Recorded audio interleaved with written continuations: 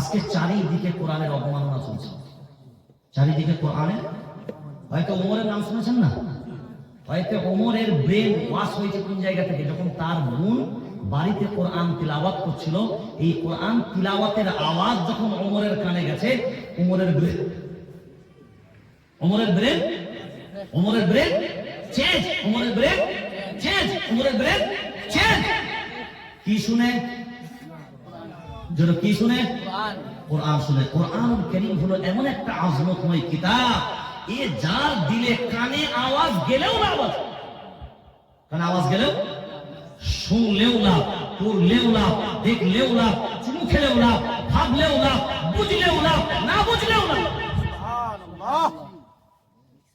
কারণ এই কিতাবটাই এমন একটা কিতাব, লাভ ছাড়া লসের কোনো গল্প, লাভ ছাড়া লসের কোনো গল্প নাই। এখন ইবলিসের ছেলেকে ডাক দিয়ে যখন মাদ্রাসায় দিল, এই ছেলেগুলোর দিকে একবার তাকিয়ে দেখেন, এই ছেলেগুলো সমাজের আজকে হিরো হয়ে গেল। ওই মুরব্বীরা যারা বকবক করতো, তারাই না ঘুরে বলে, দাদু ভাই, নানু ভাই, তুমি যখন মরে যাবো আমার জানাজাটা তোমারই পড়া চাই।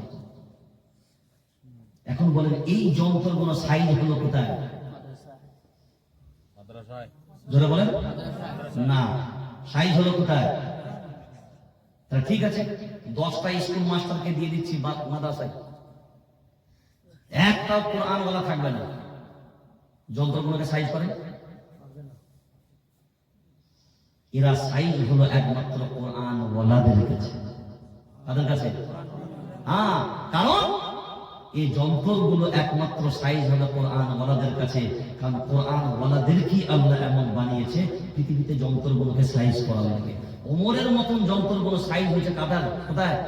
এই কোরআনে। হ্যাঁ, পৃথিবীর নাম্বার 1 সব জালিমগুলো এই কোরআনের কাছে সাইজ হবে। যারা কোরআনুল কারীমের কাছে হিরোগিরি দেখাতে এসেছে, আল্লাহ তাদেরকে জিরো বানিয়েছে। আর যারা জিরো হয়ে কোরআনুল কারীমের কাছে এসেছে, আল্লাহ তাদেরকে হিরো বানিয়ে দিয়েছে।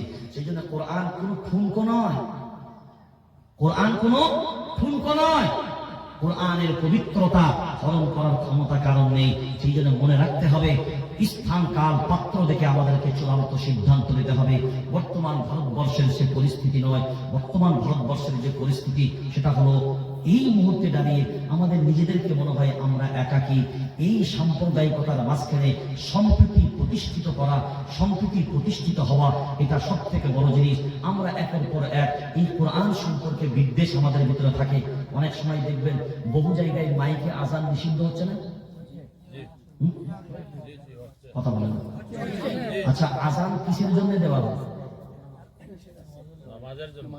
সবাই জোরে বলে। আচ্ছা, এটা তো হিন্দু ভাইদের জন্য দেয়, খ্রিস্টানদের দেয়। এখন বলে এই মাইকের আজানের আওয়াজ কি হিন্দু ভাইদের কানে যায়? তারা কি শোনে? এই আওয়াজ কি তারা শোনে? জোরে বলে। এই আজানের আওয়াজের কি তারা জবাব দেয়?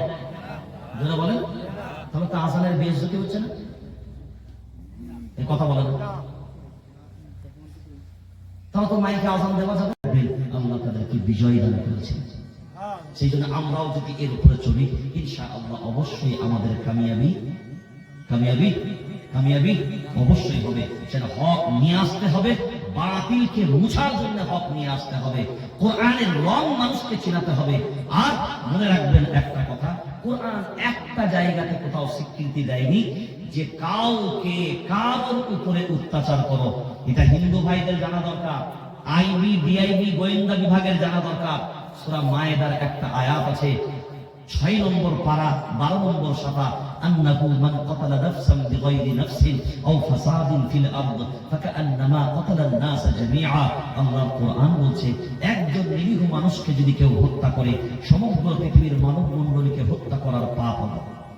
একজন মানুষকে যদি কেউ রক্ষা করে জীবন, সমগ্র পৃথিবীর মানব মণ্ডলীর জীবন রক্ষা করার পূর্ণ পাওয়া যাবে। এটা যদি কোরআন স্বীকৃতি দেয়, তাহলে কোরআন মেনে চলবে যারা কাউকে হত্যা করতে পারে কি তারা? জোরে বলেন। এটা জানা দরকার। কোরআন সম্পর্কে আমাদের ধারণা ভুল আছে, কোরআন সম্পর্কে আমরা জানি না বলে আমরা অপব্যাখ্যা করে থাকি। আল্লাহর নবী বলেছেন এ কথা, আমরা নবী সম্পর্কেও কটূক্তি বলি, নবী সম্পর্কেও কটূক্তি করি। আপনারা দেখেছেন পশ্চিম বাংলার একজন এই কোরআনকে বলেছে এটা অরিজিনাল কোরআন না, শুনেছেন নি আপনারা? ওয়াসিম সরকার তার ব্যাপারে কোনো ভাবনা চিন্তা নাই। যে বলেছে এই কোরআন 27 জন শয়তান মিলে লিখেছে, ইন্না লিল্লাহ। আপনাদের নাউজুবিল্লাহ বলতে কি কষ্ট হলো নাকি? এটা কার লেখা? বলছে বদরের যুদ্ধে এই কোরআন পুরে ছাই হয়ে গেছে, নাউজুবিল্লাহ। তার ব্যাপারে কোনো মন্তব্য নেই, তার ব্যাপারে মামলা নেই, তার ব্যাপারে মোকাদ্দমা নেই। আলহামদুলিল্লাহ আমরা পশ্চিমবঙ্গের মাটিতে, আমি নিজে জামিয়াতুল আইম্মা ওয়াল উলামার পক্ষ থেকে কমসে কম কয়েকশো এফআইআর দায়ের করেছি। আমরা সরকারের কাছে আশাবাদী, নিঃসন্দেহে, কারণ ভারতবর্ষের সংবিধানে অধিকার দিয়েছে কারণ ধর্মগ্রন্থ নিয়ে কটূক্তি করার অধিকার তোমার নেই। কোরআনুল কারীমে এসেছে ওয়ালা তাসুব্বুল্লাযীনা ইয়াদউনা মিন দুনিল্লাহ ফায়াসুব্বুল্লাহ আদওয়ান বিগাইরি ইলম। কারণ দেবদেবীকে তোমরা কটূক্তি করবে না, এটা কোরআনের নির্দেশ। যে যার মূর্তিকে পূজা করবে তুমি কটূক্তি করতে পারো না, এটা আল্লাহর নির্দেশ আছে। তুমি মানবে না আলাদা জিনিস, তুমি তোমার ধর্মকে মানবে ঠিক কথায়, তুমি তোমার ধর্মকে সম্মান জানাবে ঠিক কথায়, কিন্তু অন্য ধর্মের প্রতি তুমি শ্রদ্ধাশীল হবে। কারণ আল্লাহ নবীর হাদিস হলো লা ইয়াত্তাখিদিল এই আপনার লা ইয়াদখুলুল জান্নাতা মান লা ইয়ামানু জারুহু বাওয়াইকা। যারা যাদের দ্বারায় তার প্রতিবেশী নিরাপদে থাকবে না, আমি নবী বললাম লা ইয়াদখুলুল জান্নাহ, ও জান্নাতে যাবে না। কার প্রতি? প্রতিবেশীর প্রতি। আল্লাযী লা ইয়ামানু জারুহু বাওয়াইকা, যার দ্বারাই প্রতিবেশী নিরাপদে থাকবে না, আমি নবী বললাম ওটা ঈমানদার হবে না। আপনি আরাম করে খাবেন, ঢেকুর তুলবেন, আপনার প্রতিবেশী যদি হিন্দু ভাই খোদাই আর উপবাসে থাকে, কিয়ামতের ময়দানে আপনাকে জবাব দিতে হবে, কারণ আপনি প্রকৃত মুসলমান হবেন না। এটা ইসলাম স্বীকৃতি দিয়েছে না? সে হিন্দু হোক, খ্রিস্টান হোক, জৈন হোক, যেই হোক, হ্যাঁ ইসলাম এই আদর্শ দিয়েছে। আসুন আমরা যদি ইসলামের আদর্শটাকে ঠিকভাবে ধরে নিতে পারি, কোরআনের আদর্শটাকে যদি দিতে পারি, নিঃসন্দেহে আমরা সকলের কাছে এই পয়গাম, এই প্রচার দিতে পারি, অবশ্যই এটা ফলপ্রসূ হবে। আল্লাহ আমাদেরকে অবশ্যই কামিয়াবি দিবেন। আল্লাহ আমাদের প্রত্যেককে কোরআন সুন্নাহর আলোতে জীবন যাপন করার তৌফিক দান করুন। সকলে বলি আল্লাহুম্মা আমিন। আপনারা জানেন যেহেতু এটা মাদ্রাসা, জলসা মাদ্রাসা প্রোগ্রাম,